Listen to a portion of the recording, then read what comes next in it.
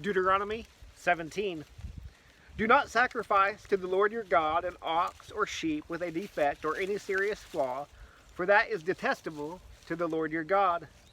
If a man or woman among you in one of your towns that the Lord your God will give you is discovered doing evil in the sight of the Lord your God and violating his covenant, and has gone to serve other gods by bowing in worship to the sun, moon, or all the stars in the sky, which I have forbidden, and if you are told or hear about it, then investigate it thoroughly. If the report turns out to be true that this detestable act has been done in Israel, you are to bring out to your city gates that man or woman who has done this evil thing and stone them to death. The one condemned to die is to be executed on the testimony of 2 or 3 witnesses. No one is to be executed on the testimony of a single witness.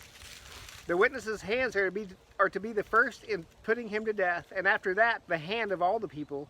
You must purge this evil from you.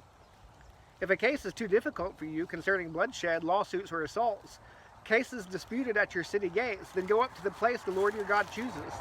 You are to go to the Levitical priest and to the judge who presides at that time. Ask, and they will give you a verdict in the case. You must abide by the verdict they give you at the place the Lord chooses. Be careful to do exactly as they instruct you. You must abide by the instruction they give you and the verdict they announce to you. Do not turn to the right or the left from the decision they declare to you. The person who acts arrogantly, refusing to listen either to the priest who stands there serving the Lord your God or to the judge, must die. You must purge the evil from Israel.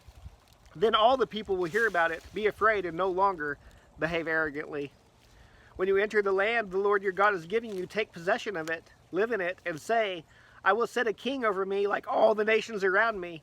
You are to appoint over you the king the Lord your God chooses. Appoint a king from your brothers. You are not to set a foreigner over you, or one who is not of your people. However, he must not acquire many horses for himself, or send the people back to Egypt to acquire many horses, for the Lord has told you, you are never to go back that way again. He must not acquire many wives for himself, so that his heart won't go astray. He must not acquire very large amounts of silver and gold for himself. When he is seated on his royal throne, he is to write a copy of this instruction for himself on a scroll in the presence of the Levitical priest. It is to remain with him, and he is to read from it all the days of his life, so that he may learn to fear the Lord his God, to observe all the words of this instruction, and to do these statutes. Then his heart will not be exalted above his countrymen. He will not turn from this command to the right or the left, and he and his sons will continue reigning for many years in Israel.